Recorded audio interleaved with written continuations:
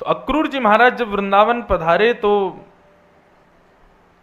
Akrur one, अटल one, जिसको आजकल अटल्ला चुंगी बोलते हैं वृंदावन में, तो अटल वन के पास जब अक्रूर जी महाराज पहुंचे तब ठाकुर जी उसी समय गौचारण करके वहां से निकले। कुछ गायों का झुंड पीछे से जा रहा था और अक्रूर जी गैयाओं को देख करके समझ गए कि ये लाल जी की गैया जा रही हैं।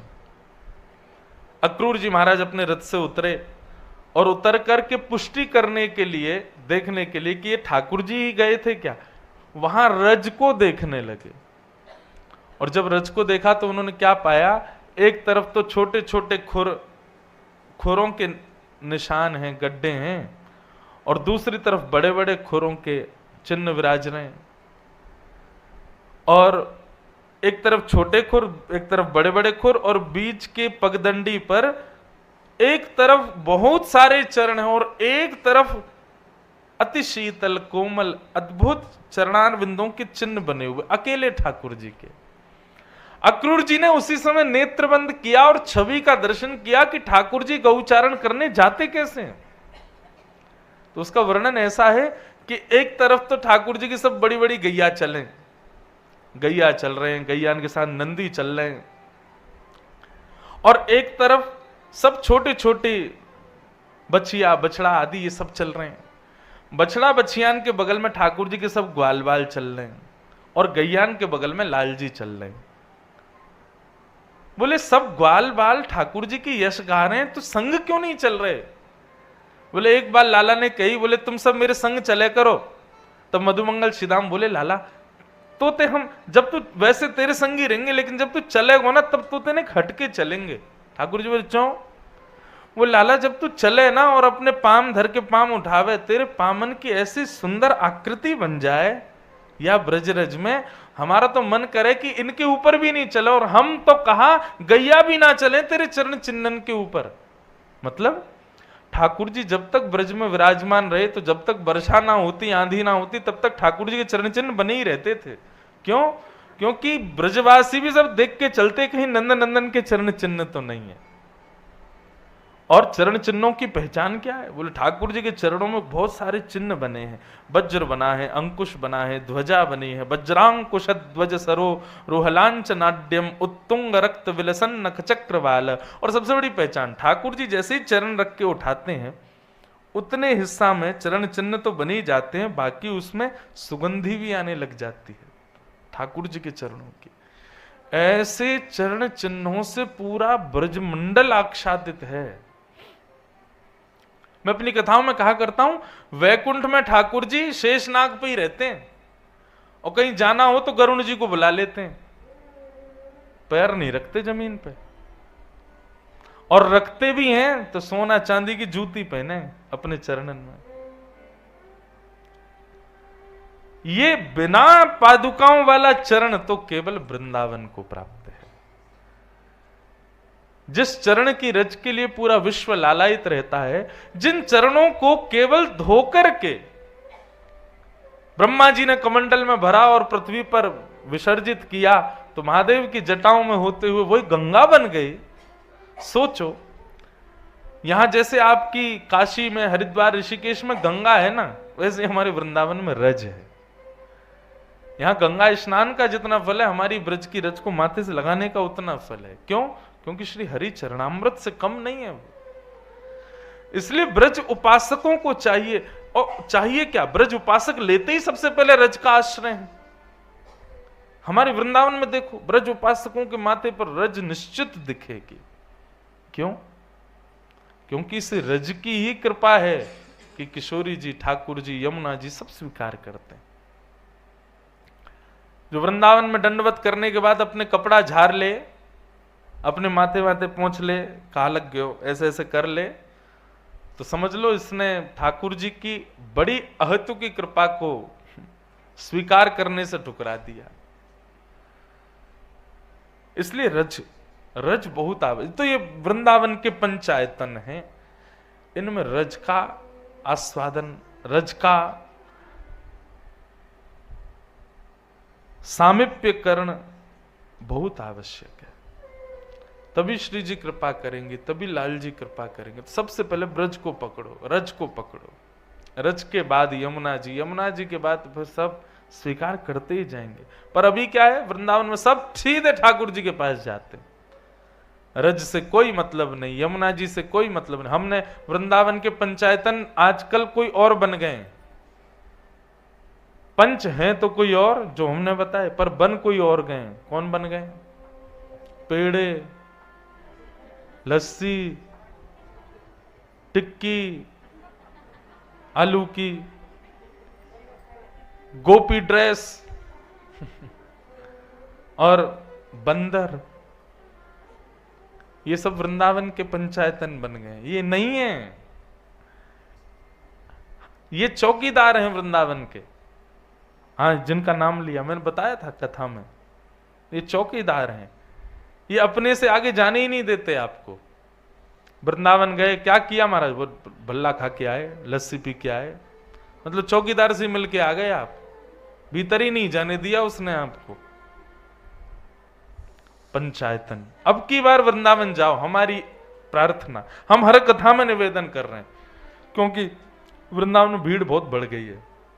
पर भीड़ बढ़ी है, वैष्णव भाव वाले नहीं बढ़े, प्रदर्शन वाली भीड़ बढ़ी है, दर्शन वाली भीड़ नहीं है। इसलिए आप लोग तो कम से कम जहां जहां कथा करें वहां वहां तो लोगों को समझाएं कि दर्शन के भाव से जाओ और इन पंचायतनों को प्रणाम पहले करो। भले ही बिहारी जी को अगले दिन पूज लेना, पहले इन पांचों को प्रणाम कर लो। बिहारी जी अगले दिन वो वहीं खड़े हैं, कहीं नहीं जाएंगे।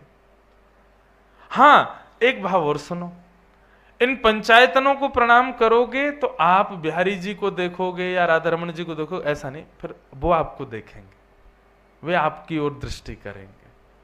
यहां कोई अपना आयो है, कोई अपने भाव से आया।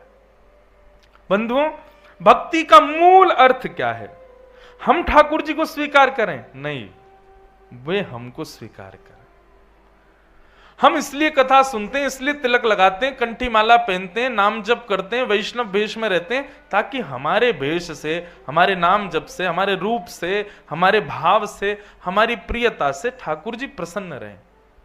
मैं इसको ऐसा नहीं बोलूंगा जिससे इसको बुरा लगे, मैं प्याज लहसुन नहीं खाऊंगा, मैं इधर नहीं जाऊंगा। क्यों? ये मैंने अपने लिए नहीं बनाए हैं, ये मैंने इसलिए बनाए ताकि ये सब भाव जब ठाकुर जी को पता चले तो वो मुझसे प्रसन्न हो जाए। उनकी प्रसन्नता के लिए वो रीझें हमसे, हम इसलिए सत्संग करते हैं। अगर कोई व्यक्ति सत्संग में इस भाव से जाता है कि मैं सुधर जाऊं, तो फिर वो संसार का ही रहेगा। सत्संग में सुधर तो जाएगा पर सत्संग संसार का ही रहेगा। सत्संग में इस भाव से नहीं, सत्संग में इस भाव से जाओ कि ऐसी ट्रिक सीख के आनी है, ऐसा निर्माण स्वयं का करना है कि ठाकुर जी हमसे रीझें, लाल जी हमसे प्रसन्न रहें, श्री जी हमसे खुश रहें। इसलिए सत्संग है, वे हमसे प्रसन्न हों, वे हमसे रीझें। गिरधर जब अपनों करी जाने, ताको मन भक्तन की सेवा, संत चरण रज सदा लुभाने। गिरधर जब अपनों करी जाने। एक राजस्थान में एक राजा हुए, उनका नाम था श्री रायमल जी। जोधपुर मेड़ता के आसपास के क्षेत्र के राजा थे। इनका स्मरण श्री नाभा गोस्वामी जी ने भी भक्तमाल जी में किया। ये ऐसे भक्त हैं जिन्होंने ठाकुर जी को स्वीकार नहीं किया, ठाकुर जी ने जिनको स्वीकार किया। क्षत्रिय भेष में रह करके राजकीय अपना शासन करते हुए ठाकुर जी के प्रिय बने। इनके पिताजी भी श्रेष्ठ योद्धा थे, परंतु इनके जो चाचा थे जयमल जी, रायमल जी के जयमल जी, वे पास के नगर के राजा थे। तो इनके पिताजी अधिकतर वहां पर चढ़ाई किया करते थे, कभी युद्ध के लिए जाया करते थे। अब की बार रायमल जी को भेजा कि आप जाओ, जाकर के अपने चाचा के शासन पर चढ़ाई कर दो। तो जयमल जी जो थे भक्त तो थे भगवान के, संतों की सेवा तो करते थे, परंतु अभी सत्संग ना होने की वजह से उनको विवेक नहीं हुआ था कि मैं गलत कर रहा हूं कि सही। पिता की आज्ञा मान के बस कर देते थे। एक भाव अभी कुछ दिन पहले कथा में आया था बंधुओं, कि व्यक्ति भजन के मार्ग से कई बार इसलिए रुक जाता है कि मैं अपनी अवगुणों को छोड़ नहीं सकता, इसलिए मैं भजन क्यों करूं। कहीं कथा चल रही थी तो कोई आए आकर के बोले कि महाराज जी मेरे घर में तो प्याज बनेगा ही बनेगा, मैं सेवा कैसे करूं ठाकुर जी की, मैं नाम जप कैसे करूं, मैं कथा कैसे सुनूं। मैंने कहा बनता है तो आप अलग से अपना थोड़ा कर लिया करो। बोले अलग से करता हूं महाराज जी तो परिवार बड़ा विचित्र तरीके से मेरे को देखता है उनकी। मैंने कहा अरे अब की बार जाके कह देना घर में जिसको मिर्च अच्छी नहीं लगती उसके लिए अलग से बनती है ना दाल बिना मिर्च की, तो फिर बिना प्याज वाली क्यों नहीं बन सकती, बनवाओ अपने लिए, करवाओ। लेकिन इसके लिए भक्ति मत छोड़ो कि हम ये नहीं कर सकते, हम भक्ति छोड़ दें।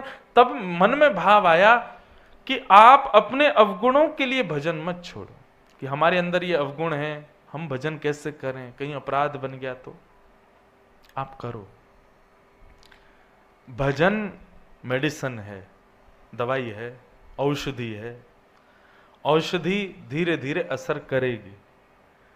आप भजन करना प्रारंभ करो, फिर जितने भी विकार चल रहे हैं आपके जीवन में या परिवार में, उन सबको भजन ही ठीक कर देगा, उन सब पर अनुग्रह भजन ही करेगा। काम, क्रोध, लोभ, ईर्ष्या, द्वेष जो भी है आपके अंदर, किसी को निकालने की आवश्यकता नहीं है, बस भजन भीतर ले आओ। भजन जैसे भीतर जाएगा तो काम, क्रोध, लोभ, ईर्ष्या, द्वेष ये जितने भी हैं सब धीरे धीरे अपने आप त्याग करेंगे आपका। आपको इनको नहीं छोड़ना, ये आपका त्याग करें, ऐसी स्थिति कर दो, और वो भजन से होती है। पर लोग विचार करते हैं कि पहले हम सुधर जाएं फिर भजन करेंगे। नहीं सुधर पाओगे। तुम भजन करना शुरू कर दो, भजन सुधारेगा। तो जयमल जी, ये रायमल जी जो थे, ये सत्संग तो करते थे, संतों की सेवा तो करते थे, पर विवेक अभी उत्पन्न नहीं हुआ था। और इनके जो चाचा जी थे जयमल जी, वे भगवान की 4-5 घंटे रोज साधना करते थे। आज भतीजे ने चढ़ाई कर दी राज्य पर, परंतु उनकी सेवा में ऐसी निष्ठा थी कि ये सुनकर के भी वे अपनी सेवा से उठे नहीं। मंत्री को इशारा किया, बोले तुम लोग संभालो, मेरी अभी सेवा चल रही है, अभी शुरू हुआ है, 15 मिनट हुए, अभी तो 3-4 घंटे लगेंगे। बोले महाराज पूरा राज्य खत्म हो जाएगा आपका, बहुत बड़ी सेना लेकर के आए हैं, और अब की बार पिता नहीं पुत्र आया है, रायमल आया है, नष्ट कर देगा सबको। जयमल जी ने इशारा किया, बोले अब हमको परेशान मत करो, हमारी सेवा का समय है, इस बीच में हमको डिस्टर्ब मत करो, तुम जाओ, तुमको जो देखना है देखो अपने आप। और जयमल जी सेवा में लग गए। यहां रायमल अपनी पूरी सेना लेकर के चढ़ाई कर दी उसने। मंत्री, महामंत्री, सेनापति सेना लेकर के युद्ध तो कर रहे थे, लेकिन राजा था ही नहीं। युद्ध करते करते करते इतने में ही एक श्याम वर्ण का एक योद्धा रथ पर बैठ करके अपनी सुंदर तलवार हाथ में लिए, एक तरफ धनुष बाण भी लगे हुए हैं, और वो जैसे ही आया सब लोगों ने सोचा कोई राजा का नया सैनिक होगा, परंतु उसने आकर के एक क्षण में ही रायमल की आधी से ज्यादा सेना को नष्ट कर दिया। और सबको मारता हुआ वो जा तो रहा ही तक, मार किससे रहा था? बोले कि पहले तो रूप से ही मार रहा था, सामने घोड़ा ले जाकर के खड़ा करता और ऐसे मुस्कुराता कि सामने वाला योद्धा बाण चलाना ही भूल जाता, और जैसे ही वो बाण चलाना भूलता तो ये बाण चला देता। इस प्रकार से आधी से ज्यादा सेना को उसने खत्म कर दिया। और सबसे युद्ध करता हुआ अंत में रायमल जिसने चढ़ाई करी थी उसके समीप गए, और उसके सामने जाकर के एक क्षण के लिए अपने कटाक्ष नेत्रों से उसको देखा, और देख करके हाथ में कोई तलवार जैसी थी, उसका ऐसा स्पर्श कराया कि वो केवल छिव करके छाती से गई। मतलब इतना गहरा प्रहार नहीं था कि राजा गिर जाए, परंतु तलवार जैसी घुमाई, रायमल जी अपने घोड़ा पे से नीचे गिर गए और मूर्छित हो गए। युद्ध समाप्त। इतने में ही जयमल जी की सेवा पूरी हुई। जयमल जी को पता चला, बोले युद्ध समाप्त हो गया, रायमल की सेना हार गई। बोले महाराज एक श्याम वर्ण का आया था योद्धा, उसने पूरी सेना को ऐसे मारा और मार मूर के पता नहीं कहां भाग गया। आपके भतीजे रायमल भी मूर्छित पड़े हैं। जैसे ही पता चला मूर्छित पड़े, दौड़ करके गए, जा करके उसको उठाया, लेकर के अपने भवन में आए, उसको औषधि आदि दी। जैसे ही होश में आया तो जयमल जी बोले, रायमल इतना बड़ा प्रहार तो हुआ नहीं तुम पर, तुम जितनी देर के लिए मूर्छित हो गए, 8 घंटे बाद उठे हो, जबकि हल्की सी तलवार छुभी है छाती पर तुम इतने गहरे सदमे में या फिर किस भाव में थे 8 घंटे से मूर्छित? ऐसा कोई चोट तो लगी नहीं तुमको? तब रायमल जी ने आकर आंख खोली, थोड़ी देर में सुध आई और सुध आते ही बोले, चाचा जी आपकी सेना में वो सांवला सा कौन था, वो श्याम वर्ण का कौन था जो सबको मार रहा था? बोले वो आकर के मेरे सामने खड़ा हुआ, उसने तलवार से कब मारा वो तो मुझे पता ही नहीं चला, पर उसने जब अपने कटाक्षों से मेरी ओर देखा, मेरी मृत्यु हो गई हो मानो। मेरे को ऐसा लगा मेरे हृदय में किसी ने खंजर घोंप दिया हो, मेरे प्राण जैसे निकल गए। देखने की इच्छा तो मेरी और थी कि मैं और देर तक उसको निहारूं, पर इतने में उसने तलवार चला दी। चाचा जी कौन है वो, मुझे एक बार उसको दिखा दो ना, मैं पिताजी से बात करूंगा, आइंदा आपके राज्य पर कभी चढ़ाई नहीं करेंगे, पर मुझे केवल आप एक काम कर दीजिए, वो सैनिक मुझको दे दीजिए, मैं दिन रात केवल उसको देखना चाहता हूं।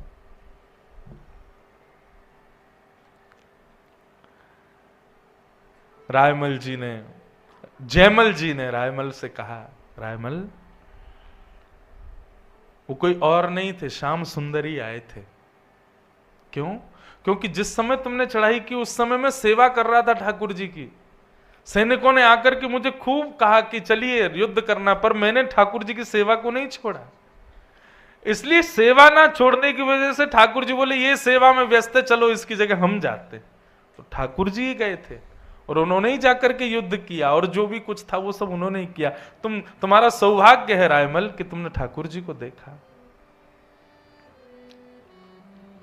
नारायण कवि का एक पद है, बहुत सुंदर पद है।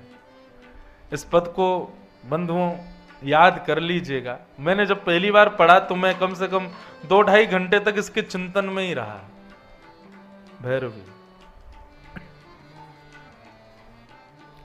बहुत सुंदर पद है। जयमल जी ने जब से ठाकुर जी को देखा, रायमल ने तब से ठाकुर जी का चिंतन कर रहे हैं।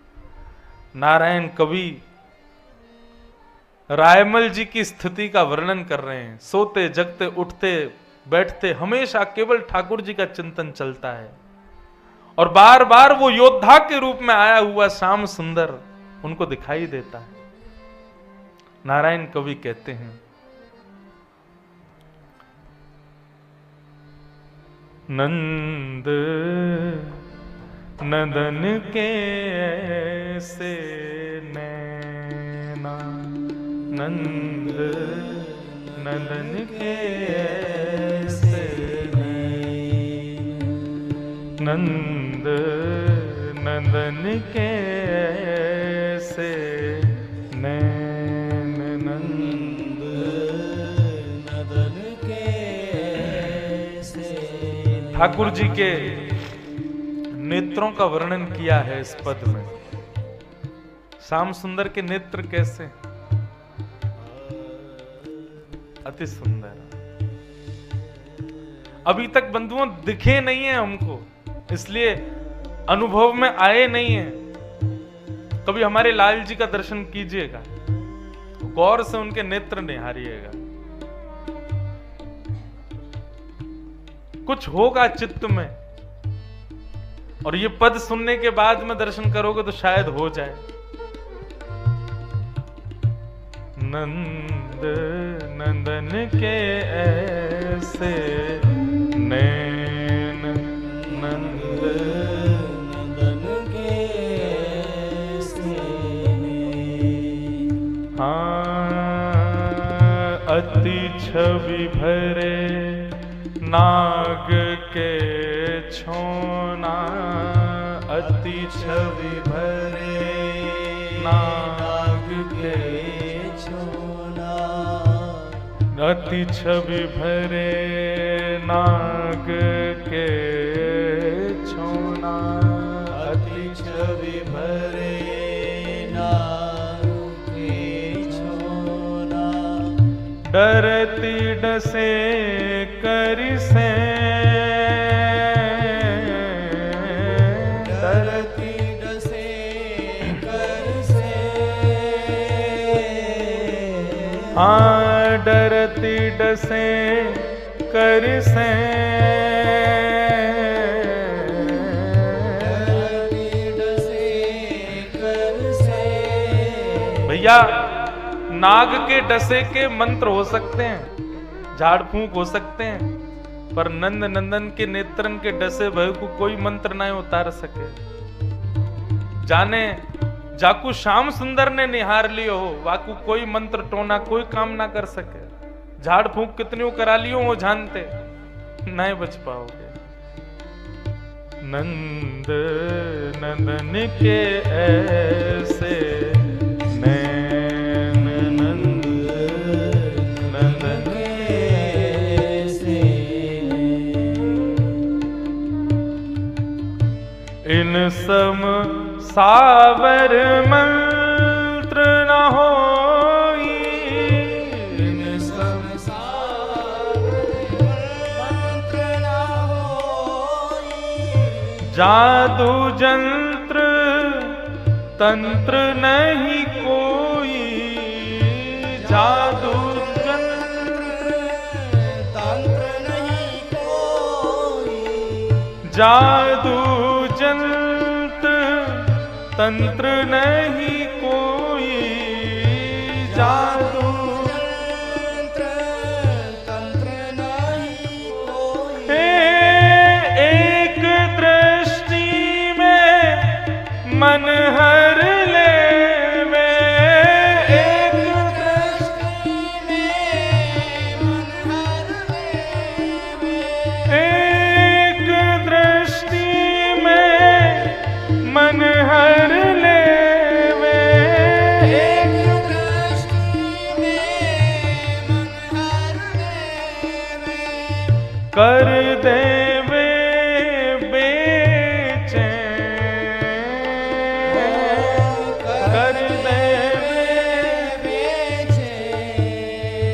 नंद नंदन के ऐसे नैन,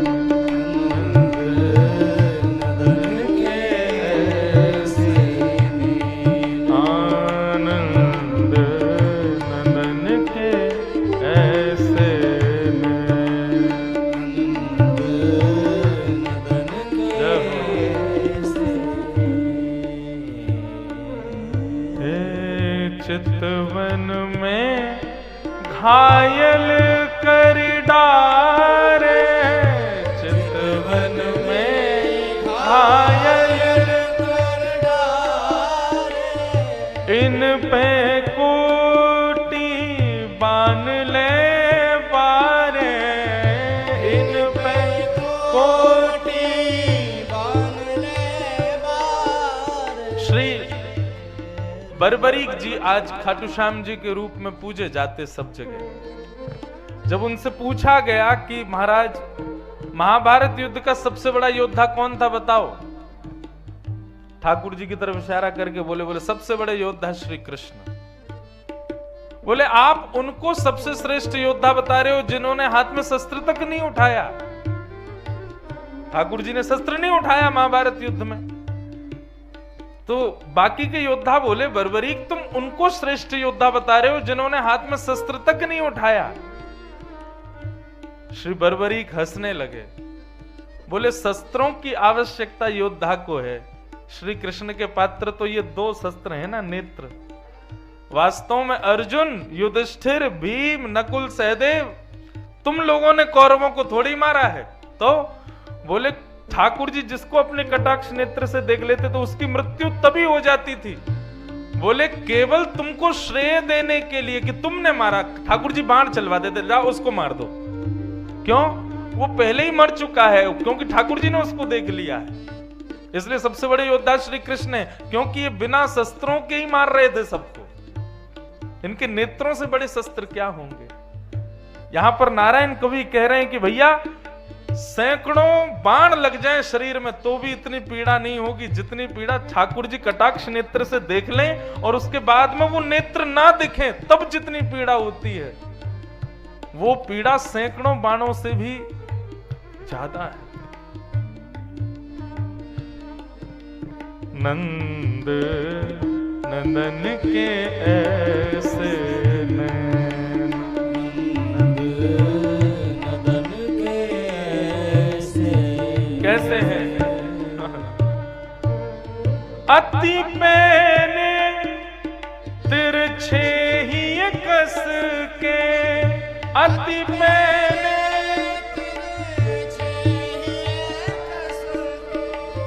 अति पैने तिरछे ही कस के,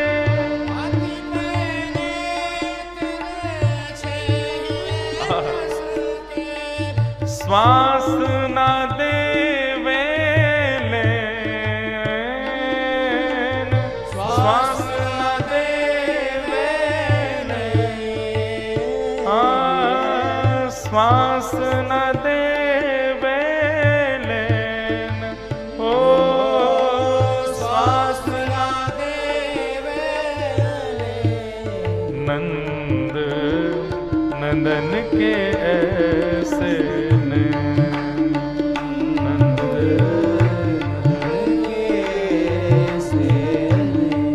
आनंद नंदन के ऐसे नैन, नंद नंदन के ऐसे ओ चंचल चपल मनोहर कारे, चंचल चपल मनोहर कारे, चंचल चपल मनोहर कारे, चंचल चपल मनोहर कारे, खंजन मान लजावन हारे, खंजन लजावन हारे, नारायण सुंदर मतवारे, नारायण सुंदर मतवारे, नारायण सुंदर मतवारे, नारायण सुंदर मतवारे, अनियारे दुख दे,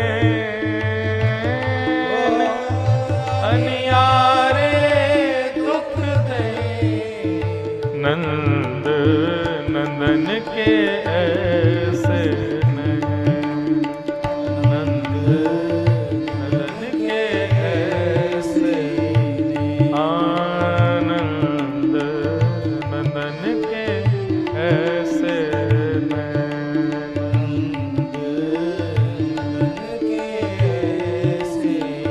ओ नंद नंदन के ऐसे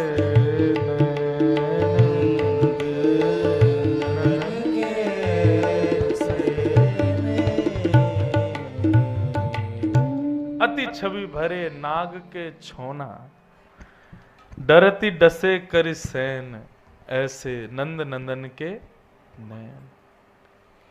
अब ये गा तो दियो हमने, सुन भी लियो आपने, लेकिन अनुभव उसी को होगा जिसको वास्तव में अनुभव इनको भयो हो। ठाकुर जी के नेत्र रायमल की स्थिति ऐसी हो गई, महाराज अब तो दिन रात ठाकुर जी का चिंतन करे।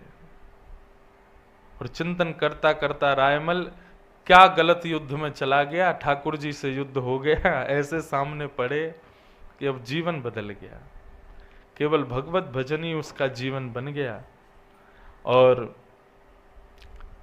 कहीं सत्संग में जाकर के रायमल ने सुना कि अच्छा, ठाकुर जी जिसको प्रिय लगते हैं वो सत्संग खोज खोज के सुनने जाता है। कहाँ हो रहा है, कैसे हो रहा है, क्या हो रहा है, जाओ चलो, क्यों, कुछ तो सुनने को मिले, लाल जी की थोड़ी समीपता तो प्राप्त हो। जैसे ही रायमल सत्संगों में जाता तो वहां किसी संत ने बताया, बोले वैष्णवों की सेवा करने वाले ठाकुर जी को बहुत प्रिय है। तब से रायमल ने संतों को घर बुला करके उनकी खूब सेवा करना प्रारंभ किया। चरण धोना, प्रसाद पवाना, दक्षिणा देना, माला पहनाना, तिलक करना, और यही उनकी पत्नी भी करती। एक दिन ऐसा हुआ, एक संत पधारे, उनके चरणों में प्रणाम करके रायमल ने कहा कि भगवान, हम सब संतों से एक ही आशीर्वाद मांगते हैं कि हमको श्याम सुंदर के प्रत्यक्ष दर्शन हो। हुए तो हैं मुझे, पर ऐसी स्थिति में हुए कि मैं उसका वर्णन नहीं कर सकता। मुझे फिर से वो छवि देखनी है। तब संत ने आज्ञा की, अच्छा नेत्र बंद करो। तो दोनों ने सोचा ये कुछ बोलेंगे उससे हमको चित्त में दिखेंगे। नेत्र बंद किए दोनों ने, रायमल जी और उनकी पत्नी ने। कहा अब नेत्र खोलो। जैसे ही नेत्र खोले तो संत की जगह पर श्याम सुंदर खड़े हुए हैं। प्रत्यक्ष संत के वेश में ही पधारे सेवा करवाने अपनी, और ठाकुर जी ने उनको स्वीकार कर लिया। इस प्रकार श्री रायमल जी भगवत धाम को फिर प्रस्थान कर गए। तो ठाकुर जी को जिसको स्वीकार करना होता है उसको युद्ध के बीच में से भी उठा लाते हैं, और ठाकुर जी को जिसको स्वीकार नहीं करना वो संतों के, वैष्णवों के, भक्तों के बीच में रह के भी उनका नहीं हो पाता। स्वीकृति की आवश्यकता, और वो स्वीकृति हमारी बने उसी के लिए हम सत्संग करते हैं, उसी के लिए हम कथा सुनते हैं। ठाकुर जी कृपा करें ताकि हमें भी स्वीकार करें। भगवत स्वीकृति के कुछ लक्षण हैं। ठाकुर जी स्वीकार कर रहे हैं, श्री जी ने आप पर कृपा की है, उसके कुछ लक्षण हैं, कुछ सिम्टम्स बोल लो जो अनुभूति में आएंगे। क्या है? प्रथम, ताको मन भक्तन की सेवा। जिसको ठाकुर जी सेवा स्वीकार कर लेंगे उसका मन बार बार भक्तों की सेवा में ही लगेगा। फिर एक होती है भगवत सेवा और एक होती है भक्त सेवा। भगवत सेवा बंधुओं सब कर लेते हैं। आज भारत में इतने घर हैं, हर घर में ठाकुर जी विराज रहे हैं। हर घर का व्यक्ति माला तो पहना ही देता है, अगरबत्ती तो घुमा ही देता, सेवा तो सभी कर रहे हैं, अपने स्तर की सब कर लेते हैं। पर भगवत सेवा, भक्त सेवा हर कोई नहीं कर पाता। वैष्णवों की सेवा हर कोई नहीं कर पाता। वैष्णव सेवा घर में प्रारंभ हो, चित्त में ये भावना उत्पन्न हो कि वैष्णवों का खूब मंगल हो, खूब सेवा हो, तो समझो ये ठाकुर जी की प्राप्ति का, श्री जी की कृपा का प्रथम लक्षण। श्री जी ठाकुर जी कृपा कर रहे हैं, उसका द्वितीय जो भाव है वो क्या है? भगवत चर्चा के प्रति अनुराग। उसके अतिरिक्त कोई और चर्चा हो तो समय व्यर्थ जैसा अनुभव होना। कोई भगवत चर्चा ना कर रहा हो, सांसारिक चर्चाएं चल रही हो, तो वहां बैठ करके ऐसा भाव लगना कि हमारा समय निकल रहा है, हमें भगवत चर्चा श्रवण करनी है, कितनी देर हो सके ठाकुर जी की चर्चा श्रवण करें, ऐसी भावना बार बार हृदय में उत्पन्न होना, ये भगवत कृपा का दूसरा लक्षण। भगवत अंगीकार स्वीकार का तीसरा अभिप्राय है संग्रह की स्थिति खत्म हो जाना। संग्रह का मन नहीं करेगा, फिर कुछ भी अपने पास रखें ऐसी स्थिति नहीं रहेगी। जितना हो सके दे दें। कोई कुछ मांगे फिर दो नहीं, जो अपने पास होगा फिर मन होगा ये भी इसको प्रदान करें। संग्रह का मन नहीं रहेगा, ऐसी स्थिति। भगवत स्वीकारीकरण का यह तीसरा लक्षण। और चौथा, देहाभिमान शून्य। देह का अभिमान शून्य हो जाएगा।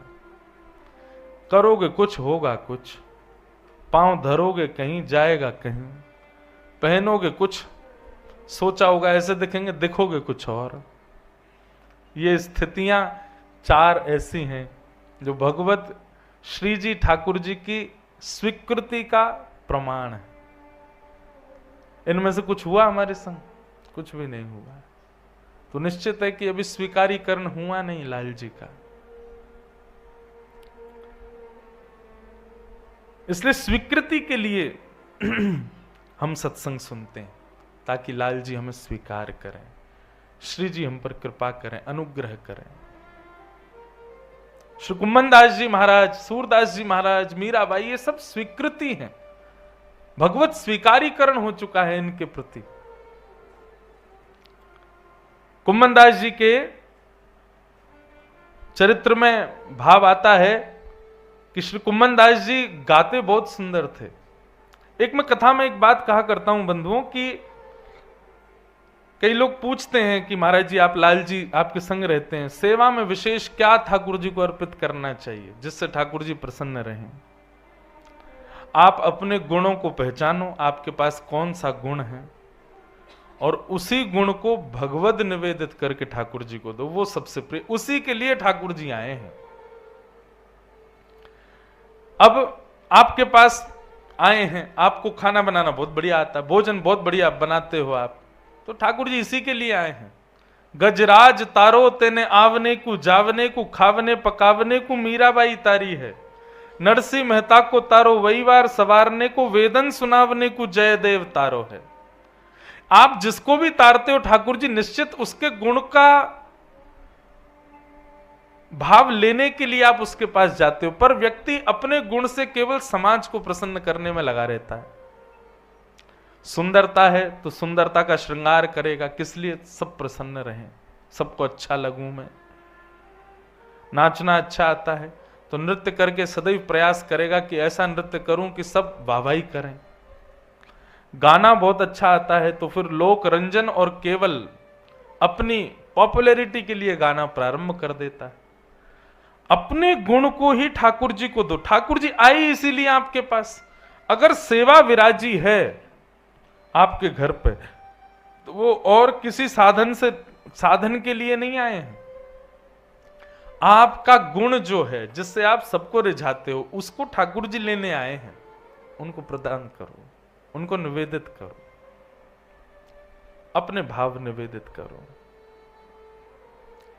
तो श्री कुम्मन दास जी महाराज बहुत सुंदर गाते थे, लेकिन उनके परिवार को बहुत आवश्यकता थी कि कोई व्यक्ति खूब सारा धन दिया करे ताकि कुम्मन दास जी का घर चले। पर कुम्मन दास जी कभी लोक रंजन के लिए गाते ही नहीं थे। किसी भी गुण का प्रयोग लोक रंजन के लिए हो तो समाज प्रसन्न होगा, संसार आपसे रीझेगा, पर उसी गुण का भाव ठाकुर जी की प्रसन्नता के लिए हो तो ठाकुर जी रीझ जाएंगे निश्चित। मैं अपनी कथाओं में कहा करता हूं कि भजन, साधन, भाव, भक्ति, एकादशी व्रत, तिलक लगाना, कंठी माला पहनना, सब जरूरी है, परंतु इन सब के साथ अपने गुण को ठाकुर जी को निवेदित करो। आपका जो योग्य गुण है वो ठाकुर जी को प्रस्तुत करो। उससे ठाकुर जी आपके भजन से पहले आपसे मिल जाएंगे। भजन से जितना समय लगना होगा वो और कम हो जाएगा। ठाकुर जी गुण से जल्दी रीझ जाएंगे। गुण निवेदित करो। कुम्मन दास जी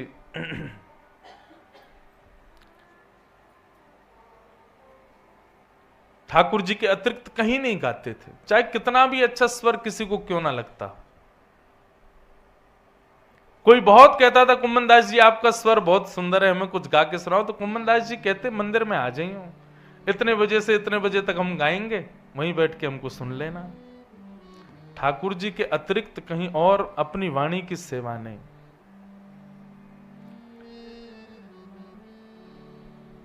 राजा ने बुलाया, अकबर ने बुलाया, बादशाहों ने बुलाया, लेकिन कहीं भी जाते ऐसा कुछ करके आ जाते कि दान दक्षिणा कुछ मिले ही ना। उनका स्वभाव ऐसा बने। गर्भ परिवार के लोग कहते, बोले कुम्मन दास जी कुछ तो किया करो जिससे घर भर में थोड़े पैसा आमे तुम्हारे। लेकिन कुम्मन दास जी की तो केवल चित्त वृत्ति एक ही थी कि श्याम सुंदर रीझ है बस, और भले ही चाहे ना रीझ, हमें उससे कोई चिंता नहीं।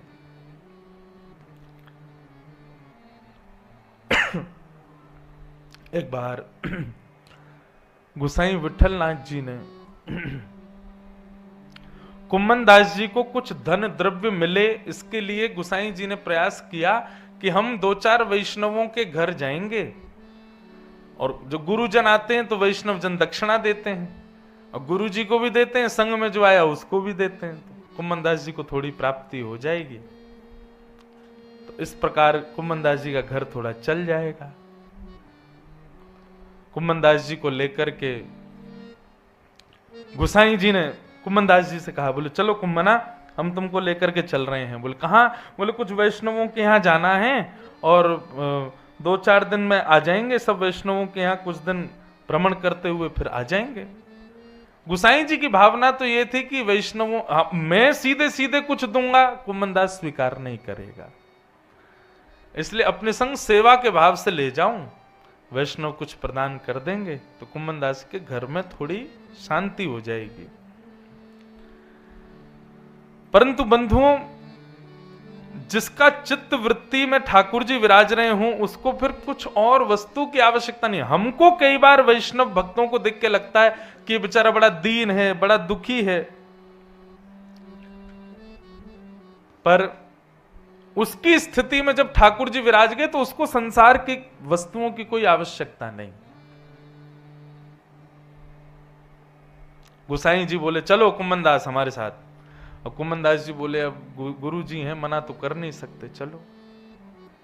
निकल गए।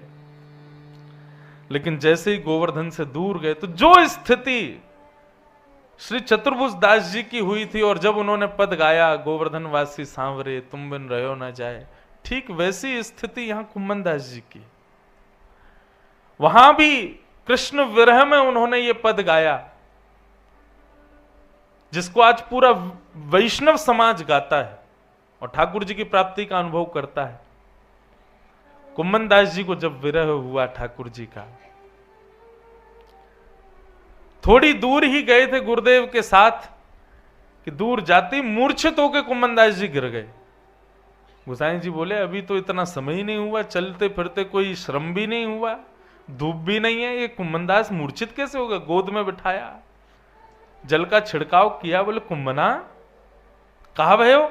होश में आए, और होश में आते ही नेत्रों के सामने गुसाई जी हैं, पर उठकर के बैठ गए और गिरिराज जी को दूर से देखने लगे, और देखते देखते नेत्रों से अश्रु गिरने लगे और गुसाई जी के सन्मुख गाने लगे,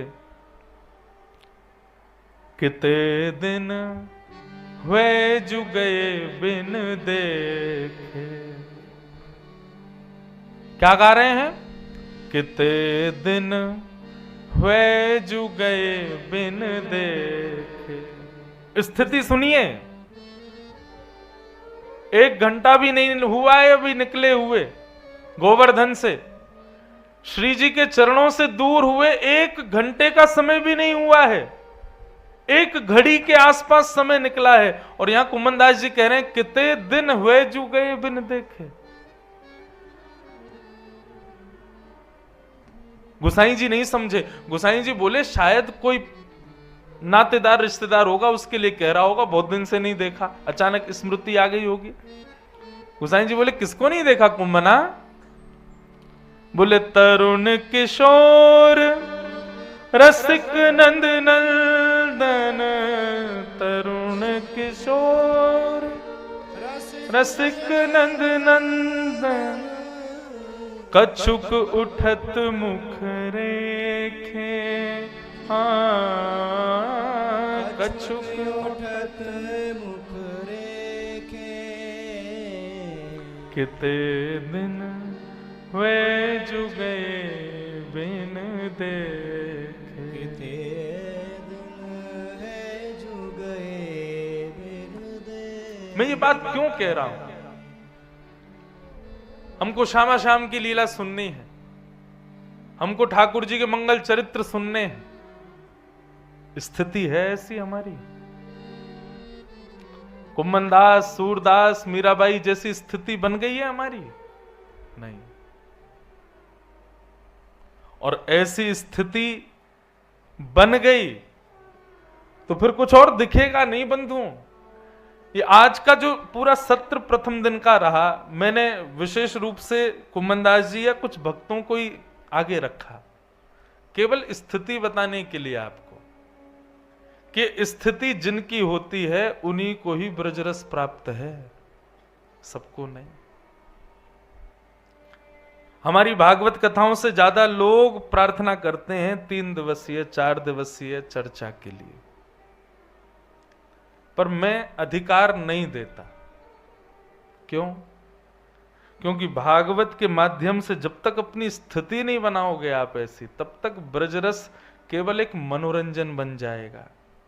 ठाकुर जी ऐसे नाच रहे हैं, ऐसे लीला कर रहे हैं, किशोरी जी का श्रृंगार ऐसा, किशोरी जी की वस्त्र ऐसे, किशोरी जी ऐसे मटका भर रही हैं, फिर ये दान लीला, ये मान लीला, ये लीला। मुझे मन में ऐसा भाव आता है कि जब तक स्थिति नहीं बनी हो, इन लीलाओं का वाचन मनोरंजन नहीं होना चाहिए कि सुनने वाले को केवल ये लगा हाँ बहुत सुंदर लीला थी, आज तो आनंद आ गया, ठाकुर जी कैसे गोपी बन करके गए श्री जी के पास में। ये मनोरंजन नहीं। स्थिति है हमारी ऐसी नहीं। मैं आपको दोष नहीं दे रहा हूं, मैं खुद को भी दे रहा हूं, मेरी है ऐसी ना। हम 4 घंटे के लिए अपने लाल जी को कक्ष में अकेला छोड़ के कथा करने चले जाते हैं, लौट के आते हैं, तब मुझे भी लगता है कि हम 4 घंटे भी आपके बिना कैसे रह लेते हैं ठाकुर जी।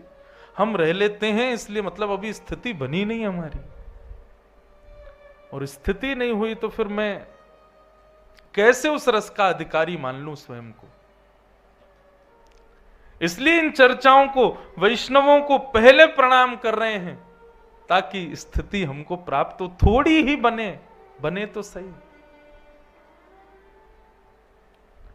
जहां एक घड़ी से कम का समय भी कुम्मनदास जी को दिनों के समान लगता है। अरे कुम्मनदास जी को छोड़ो, गोपी गीत उठाओ, गोपियों को देखो। त्रुटे युगायते त्वाम पश्यताम। गोपियां क्या कहती हैं? हे नंदनंदन, हे श्याम सुंदर, जब आप गौचारण करने के लिए जाते हो और उस समय जब आप गौचारण करते हो, आपके घुंघराले केश, मधुर कटाक्ष नेत्र, ऐसे सुंदर कपोल, पीली पीतांबरी धारण करके जब आप गायों के पीछे चलते हो, उस समय जब हम आपको देखती हैं ना, और देखते देखते जब हमारी पलकें ऐसे झपक जाती हैं, तो वो एक क्षण से कम समय के लिए झपकी हुई पलक भी हमको 3 युग के समान लगती है। 1 वर्ष, 10 वर्ष, 100 वर्ष, 1000 वर्ष नहीं, 1 युग मतलब लाखों वर्ष आ जाते हैं एक युग में। और गोपियां कहती हैं कि वो एक क्षण से कम समय के लिए झपकी हुई पलक भी हमको त्रुटिर युग आयते, कितने युग निकल गए हो ऐसा लगता है नाथ। और आप हमको यहां बीच इस राजभूमि में छोड़ करके अंतर ध्यान हो गए आप यहां से। हम कैसे जिएंगे? नेह किम वध, क्या ये हमारा वध नहीं कर रहे हो आप? हमारे पास है ऐसी स्थिति नहीं।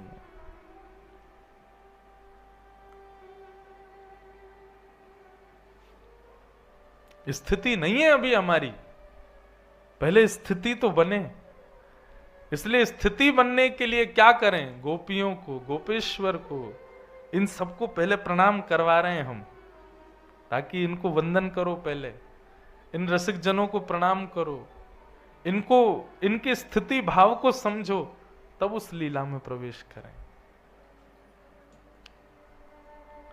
वह चितवन, वह दृष्टि मनोहर, वह चितवन, वह दृष्टि मनोहर, वह नटवर बपु भेखे, वह नटवर बपु किते दिन वे जुगे बिन देखे, किते दिन वे जुगे बिन देखे। श्याम सुंदर संग मिल खेलन की, श्याम सुंदर संग मिल खेलन की, आवत जियब रेखे, आवत जियब रेखे। कुंभन दास लाल गिरिधर बिन, कुंभन दास लाल गिरधर बिन, जीवन जन्म अलेखे, जीवन जन्म अब लेखे। किते दिन हुए जुगे बिन देखे। किते दिन है जो गए बिन देखे। कुम्मन दास जी सुबह उठ करके बैठे एक दिन, और जब कुम्मन दास जी अपना तिलक लगाते थे ना, तब गोद में ठाकुर जी आके बैठ जाते थे कुम्मन दास जी की, और थोड़ी पकड़ पकड़ के कहते, हम बे ठीक लग रहा है, सही है, सीधो कर ले, हाँ लग गो तिलक तेरो। क्यों? कुम्मन दास जी घर में आरसी नहीं थी, शीशा नहीं था। कुम्मन दास जी के चरित्र में आता है कि कुम्मन दास जी एक कठौते में जल भर के छाया से तिलक करते थे। तो एक दिन ठाकुर जी प्रकट है गए, गोद में बैठ के बोले, कुम्मना तू तिलक लगा, मैं बताऊंगा सीधा लग रहा है कि नहीं। तो कुम्मन दास जी तिलक लगाते, ठाकुर जी थोड़ी पकड़ के बैठते, जैसे टेढ़ा लगता तो ठाकुर जी थोड़ी घुमा देते, बोले हाँ अब सीधा लग रहा है, यूं ही लगा ले, हाँ लगो बस बस बस है गए, नीचे तो घुमा ले, नीचे से घूम गया। तब कुम्मन दास जी ने एक पद गाया, तू है सखी, हम गाते हैं कथा में, बड़ भाग बड़ी गोपाल तेरे घर आवत। आए हमारे घर। जो भी वैष्णव तिलक धारण करते हैं बिना आरसी के नहीं कर सकते, पर हमारी भक्ति ऐसी कुम्मन दास जैसी है कि गोद में बैठे लाल जी बता मैं, हाँ सीधो लगो कि नहीं टेढ़ो लग रहा है। अरे कुंभना ने ठीक कर ले, ने केशन को सवार ले, ए यार बगलबंदी ने ठीक ते बांधे करे, ऐसे गुडोले करे बाबड़ों से बन के हैं। ऐसे ध्यान ठाकुर जी रखते कुम्मन दास जी का। और दुनिया को, गांव को, पूरे गोवर्धन को लगता है कुम्मन दास बेचारा कितना निर्धन, पर कुम्मन दास को कैसे बताए कि मैं किस धन से आच्छादित हूं। मेरे एक एक भाव को ठाकुर जी सही करते हैं। मेरे घर में पहनने को वस्त्र नहीं, एक ही बगलबंदी रोज पहनूं, ठाकुर जी आके अपने हाथन से झाड़ दें, ए कुम्मन आया ठीक कर ले, चल या धोती को पीछे साफ कर, ऐसे चले कर, ऐसे घूमे कर, ऐसे कुम्मन दास। ऐसी स्थिति है हमारी बंधु। हम कह रहे हैं ऐसी स्थिति कभी नहीं बन सकती, पर इस स्थिति का आसपास भी प्रवेश मिल जाए तो समझना हमारा जीवन सार्थक। हमारे ब्रज के रसिक जन कहते हैं कि हम जितनी देर ठाकुर जी को याद कर रहे हैं या ठाकुर जी के विषय में सुन रहे हैं या भगवत वैष्णवों की वार्ता सुन रहे हैं, हम उतनी देर ही जीवित हैं, बाकी के समय तो हम मरे हुए हैं, हम जीवित थोड़े हैं। आप जितनी देर से कथा शुरू हुई 3 सवा 3 बजे से, तब से ही जीवित हो आप, और जब तक कथा चल रही तब तक जीवित हो। बाकी समय पे तो यही मानो केवल शरीर हमारा चल रहा है, काम आदि केवल व्यवहार मात्र हो रहा है। यही जीवित अवस्था है जितनी देर हरि चर्चा हो रही है। कुम्मन दास जी गोद में ठाकुर जी बैठे, सोई राजा आ गया उनके कक्ष में। उस राजा के आते ही ठाकुर जी अंतर ध्यान हो गए। ठाकुर जी के अंतर ध्यान होते ही राजा ने प्रणाम किया, जय हो कुम्मन दास जी, आपकी बड़ी प्रशंसा सुनी, आपके भक्ति की प्रशंसा तो दशों दिशाओं में फैली हुई है। महाराज जी आपको मैं वंदन करता हूं, प्रणाम करता हूं। एक छत्र सम्राट आकर के कुम्मन दास जी के चरणों में प्रणाम कर रहा है, और कुम्मन दास जी यूं कह रहे हैं, अभी यहीं तो बैठे, कचुक कह रहे, पता ना कहां चले गए, ऊपर भी नहीं दिख रहे, अरे बाहर दिखेगा तो है। बोले कौन? अरे ठाकुर जी। बोले कौन ठाकुर जी? बोले श्याम सुंदर। कौन श्याम सुंदर? अरे ब्रज में कौन है? एक ही श्याम सुंदर है, वो दिखो का बाहर। राजा तो बोले मैं क्या बोलूं अब, लेकिन स्थिति कौन जाने की कुंभन दास की गोद में ठाकुर जी लीला कर रहे थे। ऐसी स्थिति श्री कुंभन दास जी की। तो बंधुओं, लाडली जी की, लाल जी की कृपा का पहले आस्वादन भक्तों के भाव से हो। इसलिए हमने अभी एक और नियम दिया है कि कई लोग कहते भक्ति पथ पे चलने क्या करें। मैंने कहा भाई एक भक्त की कथा रोज पढ़ो, रोज सुनो। रात्रि में छोटे छोटे बच्चों को कहानी बना करके भक्त चरित्र सुना, क्योंकि जब तक वैष्णव भक्तों के चरित्र जीवन में नहीं आएंगे तब तक आप भगवत आराधन में निपुणता प्राप्त नहीं कर पाओगे। श्री जी की, लाल जी की कृपा का अनुगामन करना है तो पहले भक्त चरित्रों को सुनना पड़ेगा, वैष्णव चरित्रों को सुनना पड़ेगा। तो ऐसे श्री कुंभन दास जी, ऐसे श्री रायमल जी, ऐसे श्री हरिराम व्यास जी, और किनको याद किया हमने आज? तीन ही याद भय, रायमल जी, कुंभन दास जी और हरिराम व्यास। और इन सबके अधिष्ठाता आपके काशी विश्वनाथ। ये सब रसिक निर्माता हैं श्री काशी विश्वनाथ जी। तो रसिकों का निर्माण श्री विश्वनाथ भगवान से होता है। तो ऐसे श्री जी के सुंदर चरित्र हम आप सब लोग सुन रहे हैं। श्री जी के चरित्र तो अभी प्रारंभ नहीं हुए, भक्त चरित्र ही चल रहा है अभी। तो श्री जी के रस में यही श्री जी रस है बंधु। मैंने कहा ना पर्याय है। लाल जी की कलयुग की लीला भक्त चरित्र हैं, द्वापर और अंतरंग लीलाएं जो हैं वो उनके नित्य लीला चरित्र है। तो उसमें भी प्रवेश करेंगे, पर पहले वैष्णवों को प्रणाम हो जाए। एक वृंदावन रसामृत पद है।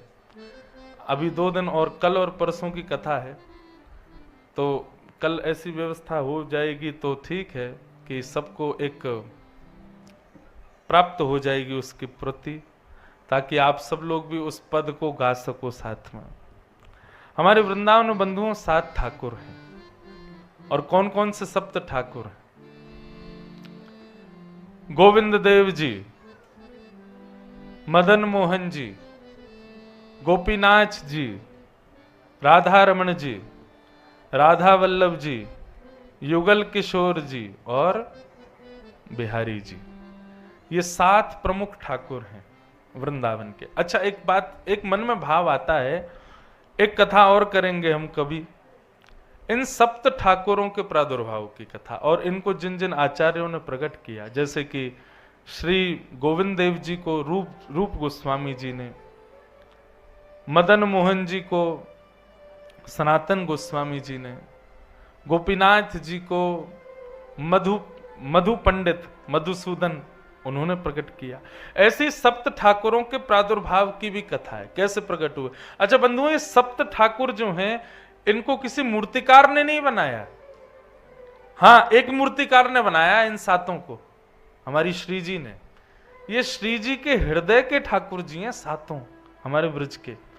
श्री जी के हृदय में ही इनका निर्माण हुआ है और ये वहीं से वैष्णवों के द्वारा प्रकट किए गए हैं। परंतु 3 ठाकुरों की प्रमुख हमारे यहाँ कथा बताई जाती है, श्री गोविंद देव जी, मदन मोहन जी और गोपीनाथ जी। इन तीनों का निर्माण भगवान के परपौत्र वज्रनाभ ने करवाया। और कैसे करवाया? जिस शिला पर ठाकुर जी का जन्म हुआ मथुरा में कंस के यहां, उसी शिला से इनका निर्माण हुआ। मतलब कंस के कारागृह में देवकी मैया ने जिस शिला पर ठाकुर जी को जन्म दिया, उसी शिला से तीनों ठाकुर प्रकट हुए। इनका निर्माण करवाया किसने? वज्रनाभ, भगवान के परपौत्र ने। फिर कालांतर में ये वृंदावन में विराजमान हो गए भीतर।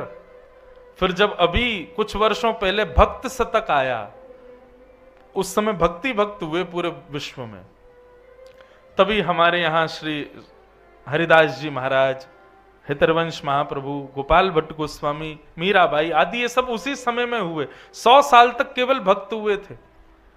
उस समय में इन ठाकुरों को अपने भक्ति भजन से पुनर्प्रकट किया वैष्णवों ने। बाकी ये ठाकुर पूर्व से ही वृंदावन में विराजते।